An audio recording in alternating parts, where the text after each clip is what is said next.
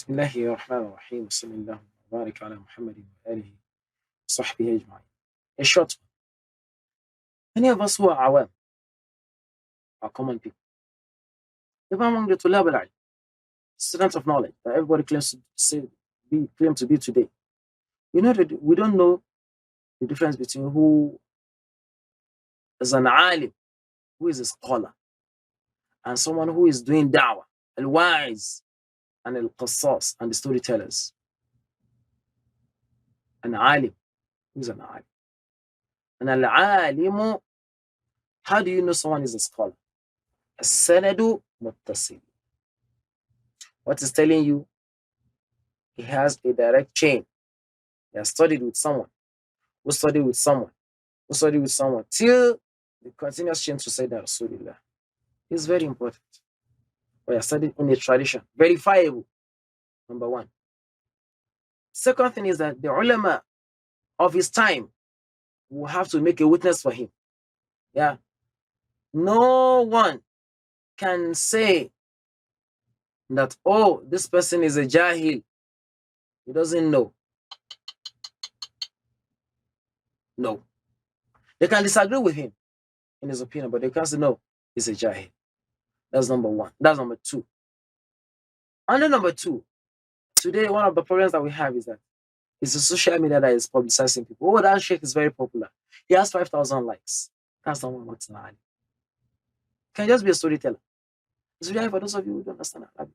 You have not studied for a long time. You didn't see with the mashayikh. How do you know?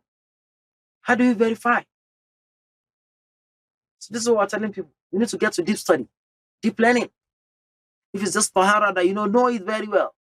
If it's just wudu that you know, the rules of prayer, know it very well, please.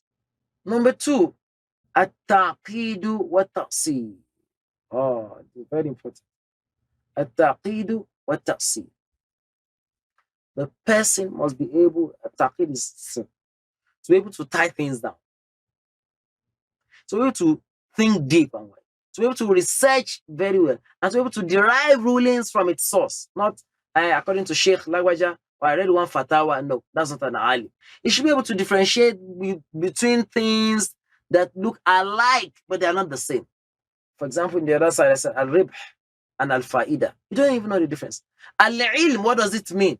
Yeah, he has to know that, like, be deep in that. In Lugha Arabiya, ta'sil al-lughawi. His Arabic must be strong, not Quran Arabic. And I'm saying that emphatically. His Arabic must be super strong. Because Quran itself is revealed in what? In Arabic. As I know Quran Arabiya. So his Arabic must be strong. His balagha must be strong. Usul, oh, he must be a master there. Qawaid, mashallah. Mantiq, tarikh, maqasid sharia. And others of it. He must be sound there. He must be able to know how to derive his hadith. To check, even if it's not a muhaddith, to check what people have said about the hadith. And naqlu, he must be able to relate what he's saying clearly. Oh, fahmun nusus, he must understand the apparent and the non-explicit meaning of the nas of the hadith or of the Quran. What tatbiq, you should know where does this apply, where does this apply. It starts from an-nasikh wal-mansukh. And like that. The next step that we have to find is that istithmarul adillah.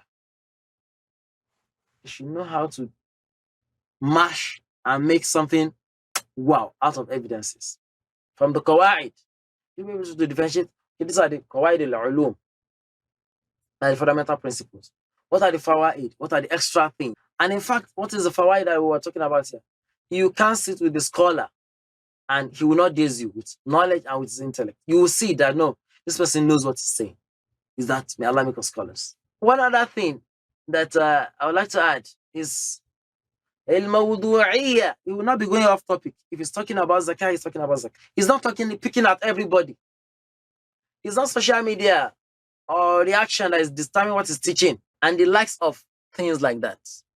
He doesn't go out of the mawdu' except if it's necessary. Ibn Abbas, radiallahu anhu, was quoted to have said, Inna Rabbani, those people who are Rabbaniyun, who are worshippers of God, who are real people of God, يَأْخُذُ النَّاسِ they will take their hands, the hands of people, be صغار العلم, learning the basics first, قبل كباره, before they learn the bigger part of knowledge. This is very important. Today, who wants to start learning hadith from Sahih Bukhari? You want to start from Fathul Bari. Someone who does not know Bayquniya, someone who does not know Ashmawiya, Rusla Awaliya, wants to learn hadith, Umdatul Ahkam. Subhanallah.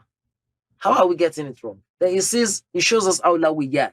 What are our priorities? What do you do first? What do you do next? The person should have يعني أن يعرف خريطة العلم. He might not know everything, right? But he should know, okay, this is where you have to get this. This is where you have to find this. Also, he should be able to differentiate between ulum al-wasail and ulum al-maqasid. Maqasid is, what's the objective of the Sharia? That's when he knows, okay, this rule, the Sharia says this, right? But we are not going to use this rule because of this so reason. He understands the spirit of the Sharia. So, and those are the kind of things that we're looking at. Even if he has to go out of the Kuwait, he's going out with evidence that it cannot be faulted. I think if we take a pause there, I was just thinking a lot. Another thing that is different from this is not a scholar. So, وَصَلِّ اللَّهُمَّ وَبَارِكَ عَلَى مُحَمَّدٍ وَعَلَى آلِهِ وَصَحْبِهِ